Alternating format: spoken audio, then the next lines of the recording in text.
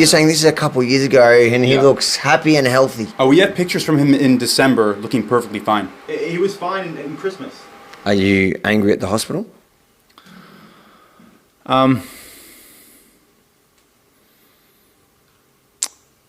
Yes. Yes, I am. This truly is a heartbreaking story that everyone needs to see. So please watch it through to the end, then head over to changethecruelrule.com to sign and share the petition to ensure that it never happens again. My father was diagnosed with stage 4 lung cancer on the 6th of January earlier this year. And it was either March the 6th or 7th he was put into palliative care. Palliative care is where terminally ill patients are transferred for end-of-life care. And if you look on the Olivia Newton-John Centre website, they claim to work with you to meet your emotional, spiritual and practical needs in a holistic way, promising their support extends to the family too. Out of my family, there's 10 of us overall, and 7 of them are vaccinated. So the vaccinated part of our family, they were allowed to go see Dad. We called up to ask, what does it take for an unvaccinated person to get in? And first off, they refused us. So you understand, the current guidelines from the government state on their website right now, it says hospital visitors must have at least 2 doses of the vaccine or show evidence of a negative rat test that is taken on the day of the visit. The brothers should have never been banned, but for some reason, the Olivia Newton-John Palliative Care Centre in the Austin Hospital has its own callous and irrational rule. Patients who are receiving end-of-life terminal care, they would have to apply for an exemption. That's exactly what they did. After fighting to be able to see their dying father, the brothers received an exemption to visit him once, separately, in full PPE, for maximum an hour after producing the negative rat test at the hospital.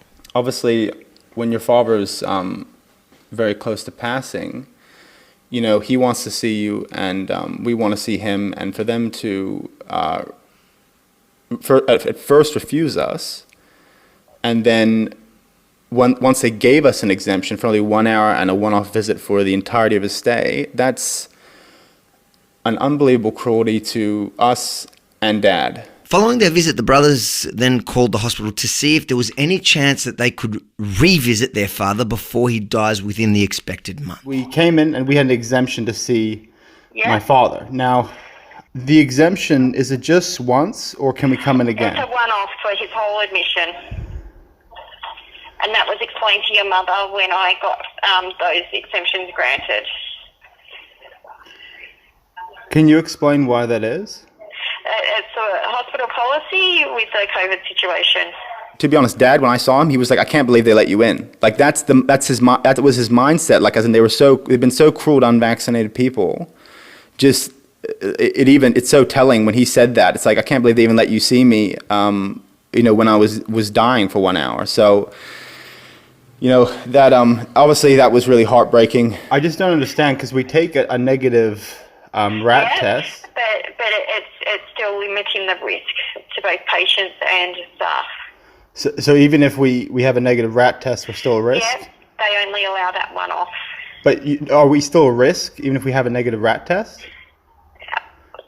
It's limiting risk, and that's what the policy is of the hospital. I have actually taken it to the executive, and I even spoke to the executive today because your mum said it's unfair, and executive has said no.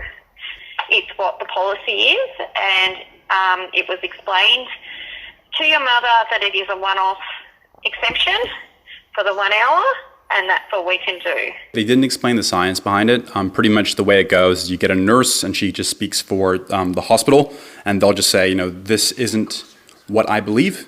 These are just the rules that I've been given. Well, I did put the questions directly to the hospital, including why they stop unvaccinated family members from visiting dying relatives when the government's guidelines specifically permits it with a negative rat test. And I asked them what the science is behind allowing vaccinated people to visit while banning the unvaccinated when vaccinated people can carry and spread the virus too. We would have done any tests they required. This is not an issue. Like, we would have taken multiple rat tests in a row, because if you take about 3, the percentage jumps up to a really high percent accuracy. So you're happy to do that? Do anything. PCR test. Anything, yeah. So your problem is not doing this. Are you the same? Yeah, I'm happy to do whatever they want to give me. I mean, my dad's dying, so like obviously I would be. And that's understandable, but I just can't work it out then. If you guys were willing to do 3 in a row, which they say is over 95% accuracy, then how can they stop somebody because they're unvaccinated? What is the science behind it? I will pose the question to them, but I can't for the life of me figure out the science behind that. Look, if you get the answer, you let us know, because we're having a hard time trying to figure that out as well. It's been more than 2 days and the hospital has yet to explain the science that allows vaccinated people to enter as many times as they wish without even a single test, yet bans unvaccinated loved ones from entering no matter how many tests they're willing to take. It seems what you said, your mum called it illogical. It seems unscientific.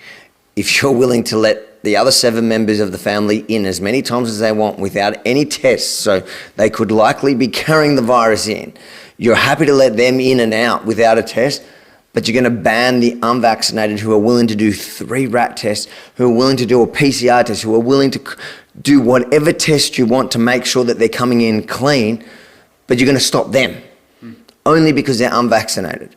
There's absolutely no science to explain the hospital's policy, and it's clearly designed to punish the unvaccinated in the most inhumane way possible. I don't know how people can be so cruel to others and just be so heartless. So look, it's tough to understand. It sure is. Sadly, their father passed away last weekend, and while the hospital hasn't responded, I shared their story with Olivia Newton-John's daughter, Chloe, who, even though her mother has nothing to do with the draconian rules being implemented in the hospital, she sent back this powerful message to the brothers. Hello, Marco and Ivan. My name's Chloe. I heard your story and my heart absolutely broke for you, your family, and your father, that you missed out on your last precious moments with him and that he missed out on those last precious moments with you. Such a hard time in the world right now, and the most important thing is love and family. So my heart really, really broke for you, that you missed that. So I wanted you to know that you are thought of, and that your story matters, and that your family matters. And I really hope that these policies are changed. They don't make sense. And I hope no other family has to go through what you went through. Sending so much love and light your way. Beautifully put. Good on her. I hope she inspires the hospital to also apologise, and more importantly, at least from the family's perspective, encourages them to change the cruel rule. What Mum would like even more than an apology was what I previously stated, was for them to change the rules so people in future don't have to experience what we did. If this story hits you in the way it did for me, make sure to head over to changethecruelrule.com to sign and share the petition in our best attempt to stop this from happening to any other family. It's the least we can do. Changethecruelrule.com now.